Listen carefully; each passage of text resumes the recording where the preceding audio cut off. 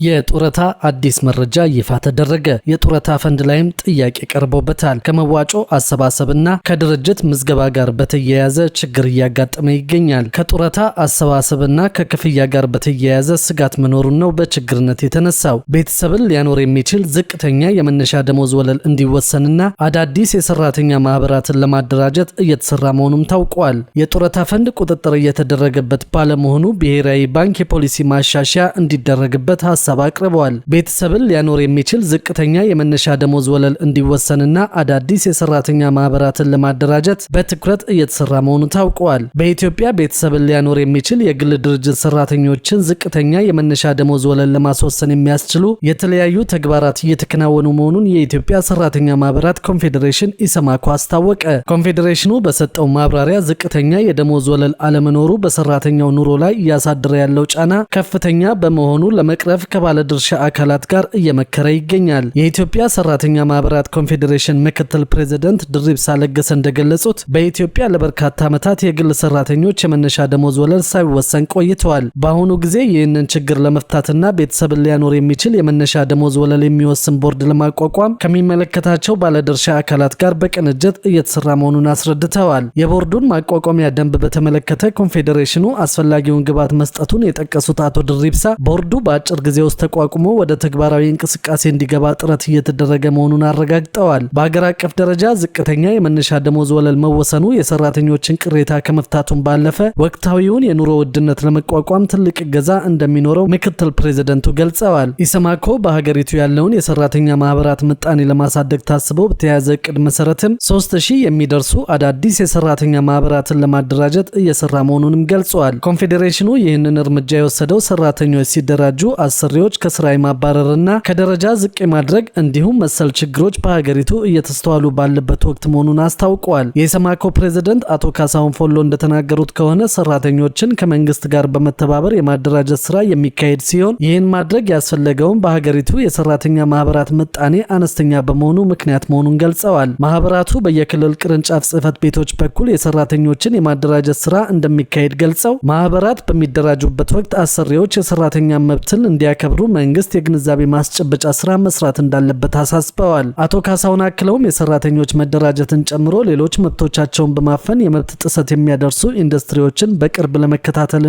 አፋጣኝ መፍትሄ ለመስጠት በማሰብ በሁሉም ክልሎች በሚገኙ የኮንፌዴሬሽኑ ቅርንጫፎች በቅርበት የሚሰሩ ባለሙያዎች መሟላታቸውን አስታውቀዋል። ተቋማት የፈጸሙት የመብት ጥሰት ሪፖርት በሚደረግበት ጊዜ በውይይት መፍታት ካልተቻለ ኮንፌዴሬሽኑ ወደ መደበኛው ፍርድ ቤት እንደሚያቀርበውም ተናግረዋል። ኢሰመኮ በመላው ኢትዮጵያ የሚገኙ ሰራተኞች ጋር ደርሶ የእያንዳንዱን ድርጅት መጠየቅ አይችልም ያሉት ፕሬዝዳንቱ ሆኖም ተደጋጋሚ ቅሬታ የሚቀርብባቸውን ተቋማት በመለየት የቅርብ ክትትል እንደሚያደርግ ጠቁመዋል። የኮንፌዴሬሽኑ ቅርንጫፎች በሁሉም የኢትዮጵያ ክልሎች የሚገኙ ሲሆን እንደ ኮምቦልቻ፣ ባህር ዳር፣ ጎንደር፣ አዳማ፣ ጅማና ሻሸመኔ ባሉ ትልልቅ የኢንዱስትሪ መገኛ ከተሞች የበለጠ ትኩረት እንደሚደረግ አቶ ካሳሁን ገልጸዋል። በተጨማሪም ዝቅተኛ የደሞዝ ወለልን የመወሰን ስራ አሁን ላይ ለሲቪል ሰርቪስ ሰራተኞች ዝቅተኛ የደሞዝ ወለል መወሰኑን በማንሳት ለግል ሰራተኞችም የደሞዝ ወለልን ለመወሰን ስራ መጀመሩን አስታውቀዋል። ማህበሩ ይህ የደሞዝ ደረጃ በፍጥነት ለግል ሰራተኞች ተግባራዊ እንዲደረግ እንደሚጥርም ተናግረዋል። ከዚሁ ጋር በተያያዘ በግል ድርጅቶች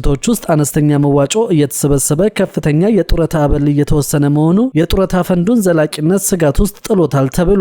አንዳንድ ድርጅቶች ባልተገባ መንገድ ደሞዝን አሳንሰው በማሳወቃቸው ምክንያት በጡረታ መዋጮ አሰባሰብ ሂደቱ ላይ ተጽዕኖ እየፈጠረ እንደሚገኝም ተነግሯል።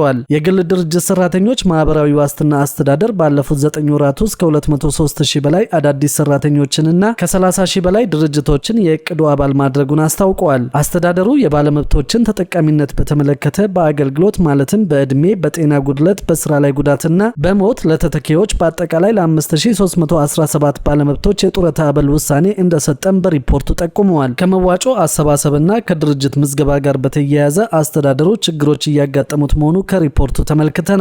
አንዳንድ ድርጅቶች ባልተገባ መንገድ ደሞዝን አሳንሶ በማሳወቃቸው ምክንያት በጡረታ መዋጮ አሰባሰብ ሂደቱ ላይ ትልቅ ተጽዕኖ አሳድሯል ብሏል አስተዳደሩ። ከዚህ በተጨማሪ አነስተኛ መዋጮ እየተሰበሰበ ከፍተኛ የጡረታ አበል እየተወሰነ መሆኑ የጡረታ ፈንዱን ዘላቂነት ላይ ስጋት ላይ መጣሉ በአስተዳደሩ በችግርነት ተነስቷል። የግል ድርጅት ሰራተኞች ማህበራዊ ዋስትና አስተዳደር ዋና ስራ አስፈጻሚ አቶ አባተ ምትኩ ዝቅተኛ የደሞዝ ወለል እስኪስተካከል ድረስ ድርጅቶች ታክስ የከፈሉበትን ትክክለኛ የደሞዝ መጠን በማየት የጡረታ መዋጮውን በዚያው ልክ እንዲከፈል ጥብቅ ክትትል ማድረግ እንደሚገባ በሪፖርቱ የግምገማ መድረክ ላይ አሳስበዋል። ባለፉት 9 ወራት አስተዳደሩ በገቢ አሰባሰብ 39.7 ቢሊዮን ብር የጡረታ መዋጮ የሰበሰበ መሆኑን ገልጸዋል። ከኢንቨስትመንት 16.9 ቢሊዮን ብር የግል ድርጅት ሰራተኞች ማህበራዊ ዋስትና አስተዳደር ትርፍ ማግኘት መቻሉን በሪፖርቱ ተጠቁመዋል። ከዚሁ ጋር በተያያዘ የጡረታ ፈንድ ቁጥጥር እየተደረገበት ባለመሆኑ ብሔራዊ ባንክ የፖሊሲ ማሻሻያ እንዲደረግበት ሀሳብ አቅርበዋል። ብሔራዊ ባንክ ከመንግስትና ከግል ዘርፍ የሚሰበሰቡ የጡረታ ፈንዶች ላይ ቁጥጥር እየተደረገ እንዳልሆነ በመግለጽ የፖሊሲ ማሻሻያ እንዲደረግ ምክረ ሀሳብ አቅርበዋል። የብሔራዊ ባንክ ምክትል ገዢ አቶ ሰለሞን ደስታ እንዳስታወቁት የጡረታ ፈንዶች ለብሔራዊ ባንክ ሪፖርት የሚያቀርቡ ቢሆንም በተግባር ግን በባንኩ ቁጥጥር እየተደረገባቸው አይደሉም ብለዋል። የባንክና የፋይናንስ ባለሙያ የሆኑት አቶ ወርቁ ለማ እንደገለጹት የጡረታ ፈንድ የሚያስተዳድረው የገንዘብ መጠን ከፍተኛ በመሆኑ ተገቢው ቁጥጥር ሊደረግበት ይገባል የሚለው የብሔራዊ ባንክ ምክረ ሀሳብ ተገቢ መሆኑን ጠቁመዋል። ባለሙያው አክለውም በብሔራዊ ባንክ ማቋቋሚያ አዋጅ ላይ የጡረታ ፈንዶች እንደ ፋይናንስ ተቋማት ተቆጥረው ድንጋጌ አለመቀመጡ የህግ ክፍተት መሆኑን በመጥቀስ የባንኩ ጥያቄ ተገቢ መሆኑን ገልጸዋል። በጡረታ ፈንዶች ላይ ግልጽ የቁጥጥር ማዕቀፍ አለመኖሩ ያስከተላቸው ጉዳቶች እንዳሉ የገለጹት ደግሞ የምጣኔ ሀብትና ኢንቨስትመንት አማካሪው አቶ ከፈለኝ ኃይሉ ናቸው። አቶ ከፈለኝ እንደገለጹት የጡረታ ፈንድ ቁጥጥር ማዕቀፍ አለመኖሩ ለሀብት ብክነት መንስኤ መሆኑን ገልጸው ብሔራዊ ባንክ ያቀረበው የፖሊሲ ማሻሻያ ጥያቄ ወቅታዊና አስፈላጊ ነው ብለዋል። የጡረታ ፈንድ ከፍተኛ የሀብት ክምችት ያለው በመሆኑ በብሔራዊ ባንክ የቁጥጥር ማዕቀፍ መካተት እንዳለበት ባለሙያዎቹ አጽንኦት ሰጥተውታል።